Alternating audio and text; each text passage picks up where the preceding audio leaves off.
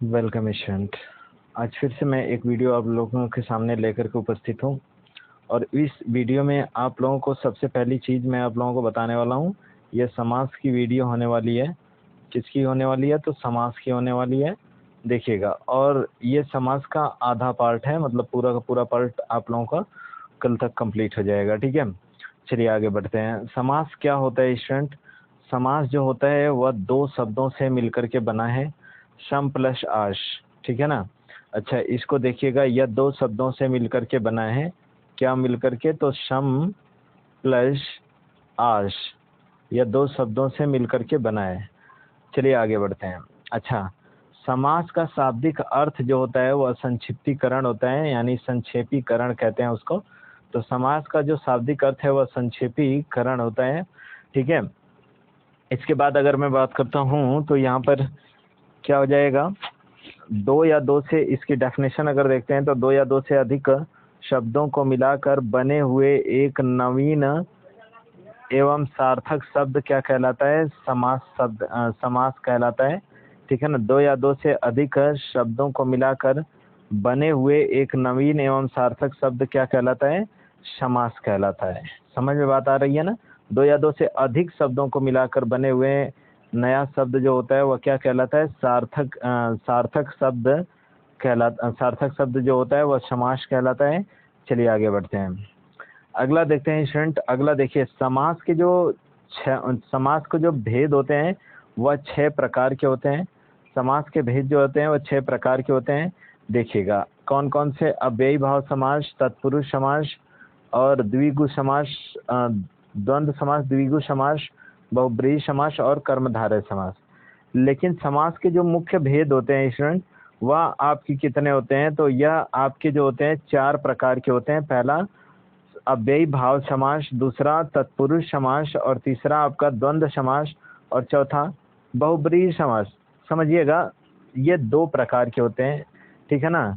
और वो कौन कौन से 2 प्रकार के होते हैं? तो आपका जो तत्पुरुष समास में ही आपका कर्मधारय आता है, कर्मधारय आता है। ठीक है ना। सॉरी, क्या आता है? कर्मधारय आता है। देखिएगा कर्मधारय, ठीक है ना, कर्मधारय आता है। और इसके बाद आपका कौन सा आ जाता है? तो द्विगु आ जाता है। क्लियर है ना? यह क्या आ जाता है? द्विगु आ जाता है। तो ये दोनों समास जो हैं वह तत्पुरुष के अंतर्गत आते हैं। ठीक है ना, तत्पुरुष समास के अंतर्गत आते हैं। चलिए आगे बढ़ते हैं। पहला देखते हैं समास के मुख्य भेद देखते हैं। समास के मतलब 6 भेद भी देखते हैं और मुख्य भेद देख लेते हैं। तो पहला आपका दिया हुआ है कौन सा? अव्ययी भाव समास दिया हुआ है। अव्ययी भाव समास क्या होता है? तो जिस समास का पूर्व पद प्रधान होता है, ठीक है ना, जिस समास का पूर्व पद प्रधान होता है तो उसे हम क्या कहते हैं? अव्ययी भाव समास कहते हैं।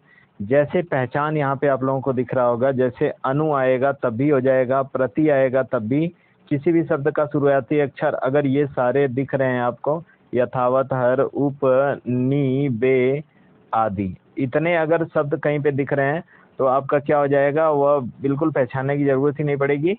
यह क्या हो जाएगा? अव्ययी भाव समास होता है। जैसे उदाहरण देख लेते हैं। जैसे अनुराग हो गया, प्रतिदिन हो गया, भरपेट हो गया, यथाशक्ति हो गया, हरपल हो गया, उपवन हो गया, निर्जन हो गया, बेकार हो गया। ठीक है ना। देखो बेकार में बे दिया हुआ है, निर्जन में नी दिया हुआ है, और उपवन जो है देखो उप दिया हुआ है। ठीक है ना। हरपल जो है देखो हर दिया हुआ है। तो ये सारी चीजें मिला करके क्या हो जाती हैं? यह आपका अव्ययी भाव समास हो जाता है। चलिए आगे बढ़ते हैं। नंबर 3, द्वंद्व समास। द्वंद्व समास क्या होता है? तो द्वंद्व समास जो होता है जिसमें दोनों पद प्रधान होते हैं तो उसे द्वंद्व समास कहते हैं। जैसे इसकी पहचान क्या हो जाएगी? और, अथवा, या, एवं इत्यादि, ये सारी चीजें क्या होती हैं? द्वंद्व समास होती हैं। चलिए आगे चलते हैं। अच्छा, इसमें इसका जो उदाहरण है, एग्जाम्पल है, वो आपका क्या हो जाता है? देखो भाई और बहन, ठीक है ना, माँ और बाप हो जाएगा, आवागमन, आवा और गमन हो जाएगा, हरि और शंकर हो जाएगा। तो ये आपके उदाहरण हो जाते हैं। चलिए आगे बढ़ते हैं। तत्पुरुष समास। तत्पुरुष समास स्टूडेंट क्या होता है? ठीक है ना, उत्तर सॉरी, ये प्रदेश नहीं होगा, ठीक है ना। उत्तर पद और बाद का पद क्या होता है, इसमें प्रधान होता है, ठीक है ना। उत्तर पद और यहाँ पर पद कर लीजिएगा, ठीक है ना, ये पद हो जाएगा। उत्तर पद और बाद का पद प्रधान होते हैं तो उसे हम क्या कहते हैं, तत्पुरुष समास कहते हैं। इसके कितने भेद होते हैं, तो इसके 6 भेद होते हैं। कौन कौन से, तो पहला हम लोग देखते हुए आगे बढ़ते हैं, कर्म तत्पुरुष। कारक जानते हो ना, कारक के भेद, ठीक है ना। कर्म तत्पुरुष, कर्म का विभक्ति क्या होती है, तो कर्म कारक की विभक्ति को होती है, ठीक है ना। को और जीरो होती है, तो जीरो तो यहाँ पे बात की नहीं जाएगी, को, ठीक है ना। देखो जैसे स्वर्ग प्राप्त, स्वर्ग को प्राप्त, देखो को का लोप होना पाया जाता है, तो उसे हम कर्म तत्पुरुष कहते हैं। जैसे पॉकेट मार, पॉकेट को मारने वाला, ठीक है ना। गगन चुंबी, गगन को चूमने वाला, यहाँ पे को दिख रहा है ना, तो यह क्या हो जाएगा, यह आपका तत्पुरुष समास हो जाएगा, वो भी कर्म तत्पुरुष हो जाएगा। चलिए आगे बढ़ते हैं, ठीक है। स्लाइड नंबर 4 देखते हैं। तो दूसरा आपका करण तत्पुरुष है, जिसकी विभक्ति से और द्वारा उपयोग की जाती है। जैसे अगर मैं बात करता हूँ तो हस्त लिखित, हस्त से लिखित, ठीक है ना, हस्त लिखित, हस्त से लिखित।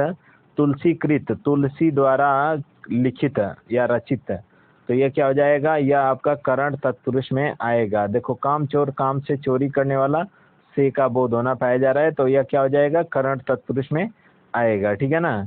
अब संप्रदान तत्पुरुष के लिए, ठीक है ना, संप्रदान तत्पुरुष इसकी विभक्ति होती है के लिए, ठीक है ना। गौशाला, गो के लिए शाला, देखो के लिए आ गया ना, यहाँ पर भी के लिए आ गया और यहाँ पर भी के लिए आ गया, तो ये क्या हो जाएगा, यह आपका तत्पुरुष समास में आएंगे और संप्रदान तत्पुरुष में आएंगे, ठीक है ना।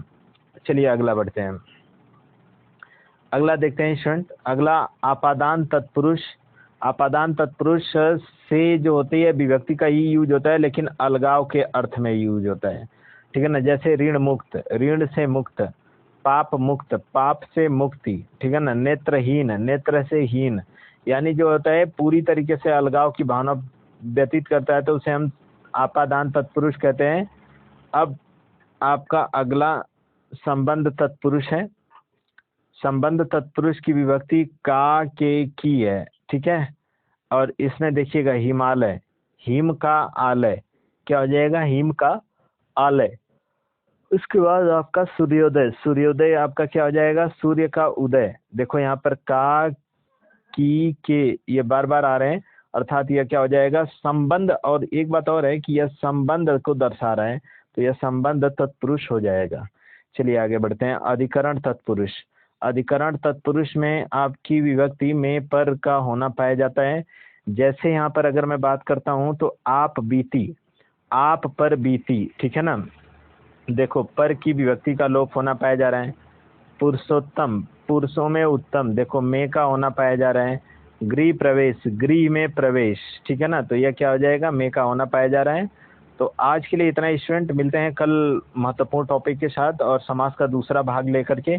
और तब तक के लिए धन्यवाद। और वीडियो को देखने के लिए वीडियो को पूरा देखिएगा, वीडियो को पूरा वॉच कीजिएगा। बहुत ही बेहतरीन तरीके से मैं पढ़ाते हुए चल रहा हूँ, और इसके बाद जस्ट आप लोगों का प्रैक्टिस सेशन होगा, ठीक है ना।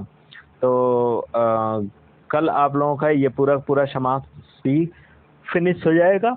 मिलते हैं नेक्स्ट वीडियो में, तब तक के लिए चैनल पे नए होंगे तो चैनल को सब्सक्राइब कर दीजिएगा, वीडियो को लाइक कर दीजिएगा और अपने यार दोस्तों के पास शेयर करने से बिल्कुल मत भूलिएगा, ठीक है।